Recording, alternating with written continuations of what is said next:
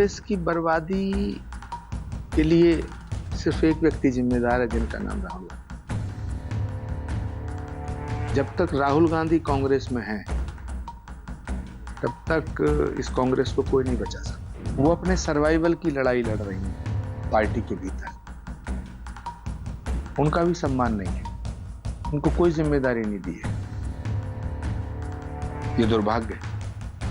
जबकि कांग्रेस पार्टी की सर्वाधिक लोकप्रिय नेता प्रियंका गांधी। देखिए, पागल व्यक्ति कुछ भी कह सकता है। बच्चा जो बालक हो और जो पागल हो, वो तो कुछ भी कह सकता है। बालकों की बातों पर और पागल व्यक्ति की बात पे कोई किसी को सीरियस नहीं लेना। राहुल गांधी के रहने और ना रहने से क्या कांग्रेस पार्टी को फर्क पड़ता है? आज ये सवाल इसलिए उठा है क्योंकि 39 साल तक कांग्रेस में रह चुके कल के पीठाधीश्वर प्रमोद कृष्णम ने राहुल गांधी को पागल बताकर पार्टी की बर्बादी का घड़ा उन्हीं के सिर पर फोड़ दिया है।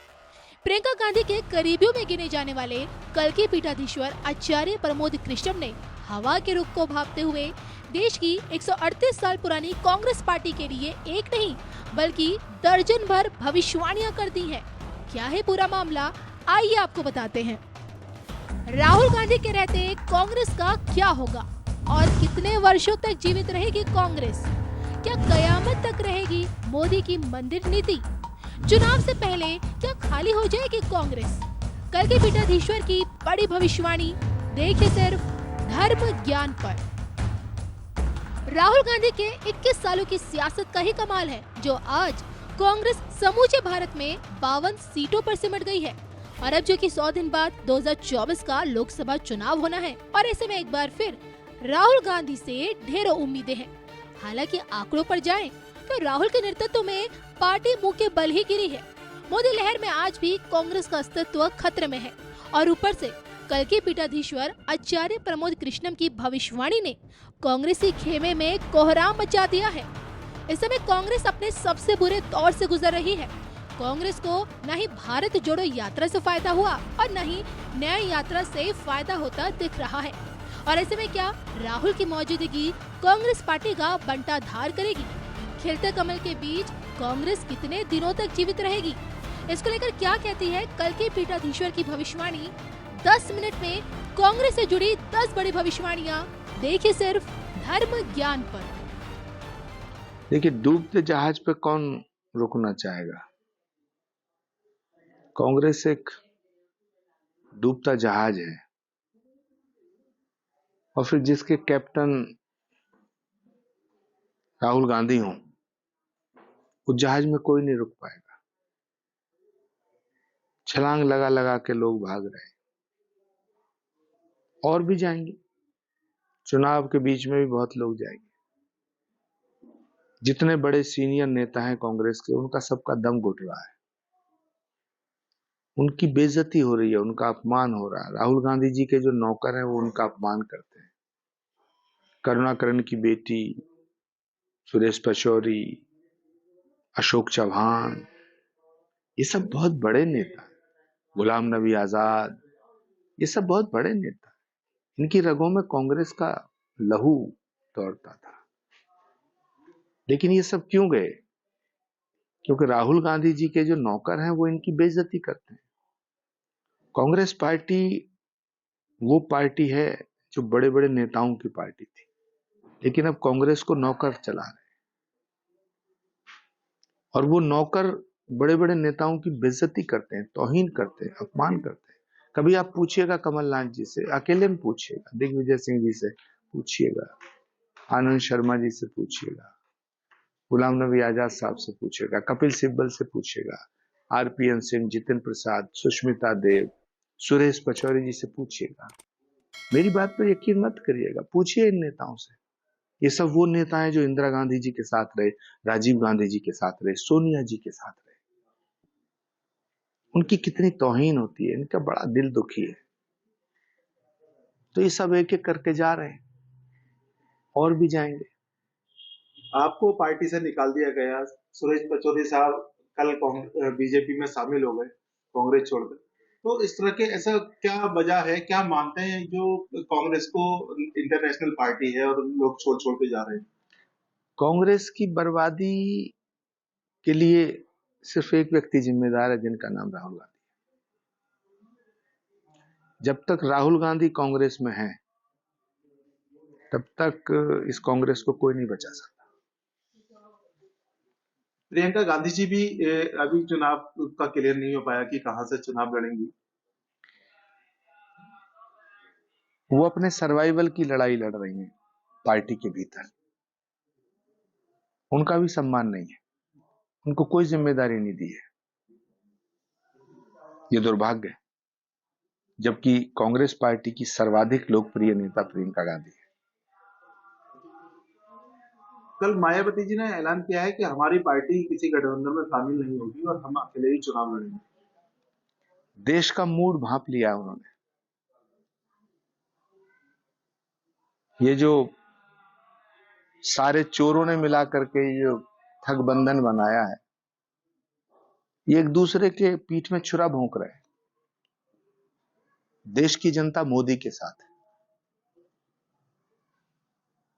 और तीसरी बार भी भारत का प्रधानमंत्री नरेंद्र मोदी ही बने, क्योंकि देश की जनता उनके साथ है।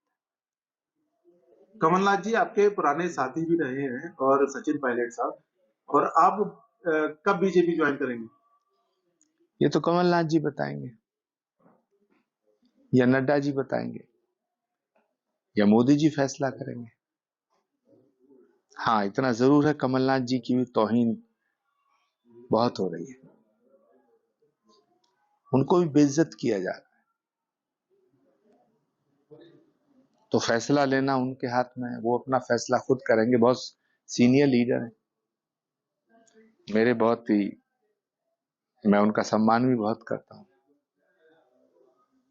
लेकिन जो दुर्गति हो रही है कमलनाथ जी की, मुझे लगता है उन्हें छोड़ देना चाहिए। प्रधानमंत्री जी पश्चिमी बंगाल गए थे। उनका कहना है कि अब तक हमने अवसर पैदा किए हैं, और लगातार जो लोगों ने जमीनें छीन ली थी, कारोबार छीन लिए थे, वो लगातार हम लोगों को पहुंचा रहे हैं। यहाँ तक कि घोटालाबाजों को फायदा पहुंचाने के लिए 25 लाख रुपए की जॉब कार्ड बनाकर लोगों को दे दिए गए थे, लेकिन हम उसमें लगातार काम कर रहे हैं। क्या मानते हैं इस सबको लेकर? देखिए, अगर पिछले 10 सालों से देश के प्रधानमंत्री मोदी ना होते, तो वेस्ट बंगाल तो बांग्लादेश बन गया होता। लेकिन भारत का सौभाग्य है कि नरेंद्र मोदी भारत के प्रधानमंत्री हैं, और मुझे लगता है कि पश्चिम बंगाल की जो जनता है, वो टीएमसी के अत्याचारों से अब इतनी दुखी हो चुकी है कि 2024 में मुझे लगता है कि प्रचंड मतों से नरेंद्र मोदी का समर्थन होगा, नरेंद्र मोदी जी की पार्टी जीतेगी, भाजपा जीतेगी।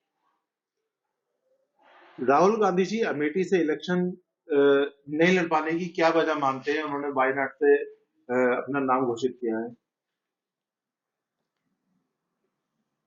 हारने का डर है।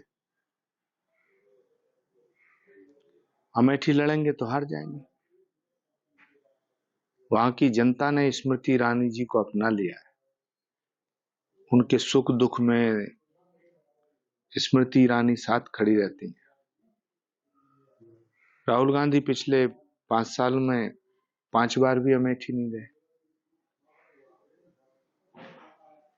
तो किसी भी नेता को जब ये पक्का पता होता है कि तुम वहां से हार जाओगे, तो वो वहां से नहीं लड़ता। राहुल जी अगर अमेठी लड़ेंगे तो हार जाएंगे, ये उन्हें पता है, इसलिए वो वहां, मुझे नहीं लगता कि वहां से लड़ेंगे।